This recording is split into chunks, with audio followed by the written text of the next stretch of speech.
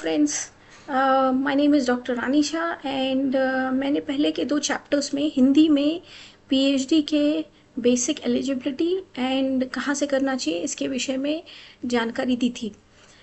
आज के इस चैप्टर में मैं सेम जानकारी ऑन पब्लिक डिमांड इंग्लिश में दूंगी। So for PhD, which is Doctor of Philosophy, it's one of the highest educational qualification. You can either do it from a governmental institution like university, college or research institute, or you may pursue and get the degree from any of the private university as well.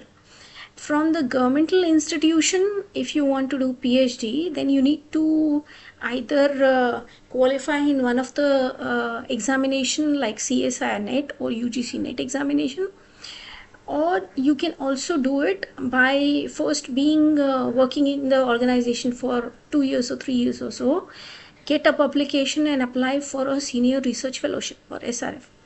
So first of all, what you need to do is to sit in these exams, which is UGC NET or the CSIR NET. UGC NET is primarily for the arts, social science, humanities, education, commerce and management. More than 80 plus subjects are there to pursue. And the CSIR NET, which is also called Joint UGC CSIR NET examination, is for the science and technology subjects.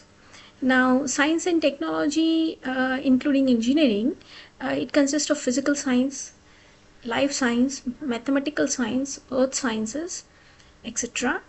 And to pursue these PhD, you need to have a minimum eligibility qualification of master's degree in that particular subject. So if you want to do PhD in history, then you need to have a basic qualification of MA history with 55% marks. If you want to do PhD in mathematics, you need to have master's MSc in mathematics with 55% marks. The age qualification, the eligibility age limitation to sit in these exams are for the UGC NET is 30 years and for the CSIR NET is 28 years. In both the cases, there is a relaxation of age.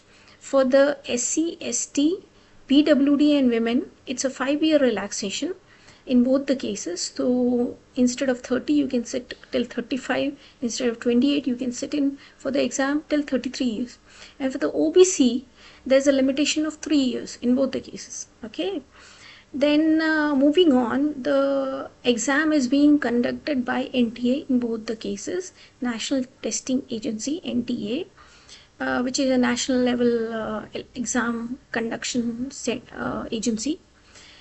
In both the cases, a student can fill the exam form after the notification comes.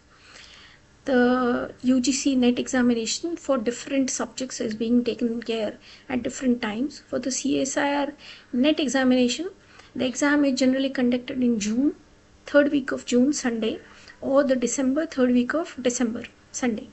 Okay, the fees is very minimal, 500 rupees or so. The paper type is in the UGC NET, there is a paper of 2 parts, paper 1, paper 2. Paper 1 is general, paper 2 is subjective. In CSIR NET, only one paper with 3 parts, A, B and C is there.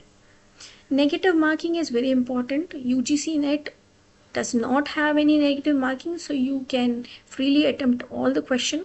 However, in the CSIR NET, there is a negative marking. So be careful, read the question carefully, understand it and then only attempt.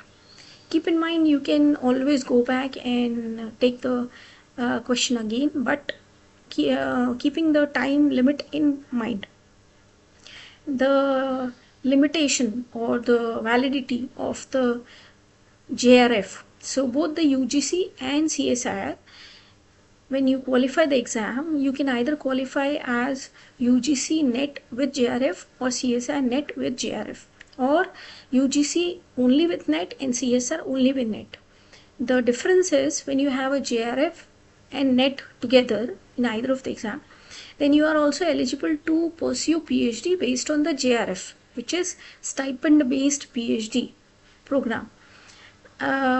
So for these exams, the JRF validity remains for 3 years. In case of the UGC net and 2 years for CSIR net. So within that time limitation, you have to register in a particular institute and submit all the documents to the agency, so they would understand that you have actually registered for the PhD. Now, the validity for NET, National Eligibility Test, which is a bare minimum requirement for any faculty position in any institution, is lifetime, and you can always have PhD. With or without PhD, you can apply for lecturership or assistant professor position. Now, bear in mind that nowadays PhD is a mandatory qualification asked by all the applicants to be eligible for assistant professor position. So you can also pursue PhD if you don't have CSIR or UGC qualification from a private university by paying some amount of money like 3 lakhs to 5 lakhs. So that's a good amount of money.